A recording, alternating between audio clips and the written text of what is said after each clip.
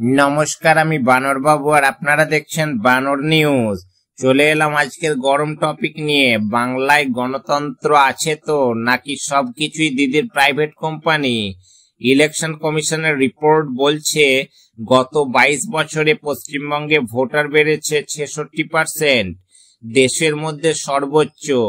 প্রশ্ন একটাই, এটা কি জনসংখ্যা বৃদ্ধি না ভোট ব্যাংক রাজনীতি? ইলেকশন কমিশন নিজেই এখন তদন্তে নেমেছে, কেন রাজ্যে এত অস্বাভাবিক ভোটার সংখ্যা বেড়ে গেল।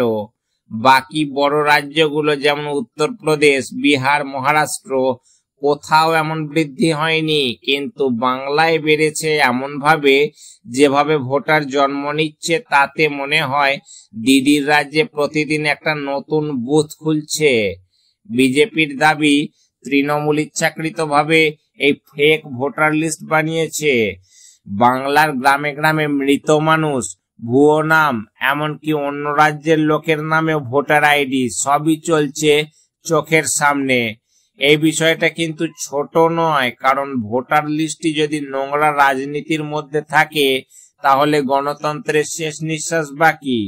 এবার ইসিআই বলছে অ্যাবনর্মাল রাইজ, মানে কমিশনও বুঝে ফেলেছে কিছু একটা গোলমাল আছে। তাহলে প্রশ্ন, এতদিন রাজ্যে প্রশাসন কি করছিল? পুলিশ, বিডিও অফিস, নির্বাচন অফিস সবাই কি ঘুমিয়েছিল না কারো নির্দেশে চোখ বন্ধ করেছিল? বিজেপি স্পষ্ট বলছে দিদির সরকার বুঝে গেছে মানুষের সমর্থন তারা হারাচ্ছে, তাই এখন ভোটার বানানোই একমাত্র রাস্তা। বাংলার মানুষকে বিশ্বাস না করে ফেক ভোটার দিয়ে ক্ষমতা ধরে রাখার চেষ্টা, এটাই আজকের বাস্তব। এখন সময় এসেছে কেন্দ্রীয় নির্বাচন কমিশনের কড়া পদক্ষেপ নেওয়ার।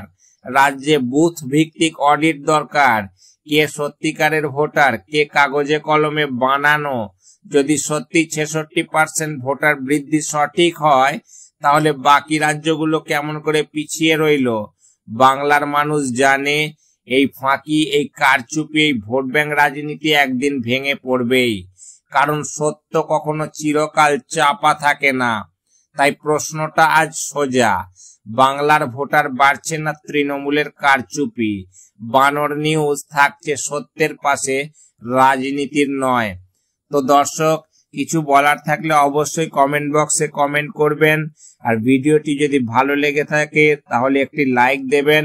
আজকের মতো আমি বানর বাবু এখানেই বিদায় নিচ্ছি। দেখা হবে নেক্সট কোনো গরম টপিকে। ততক্ষণের জন্য টাটা, বাই বাই।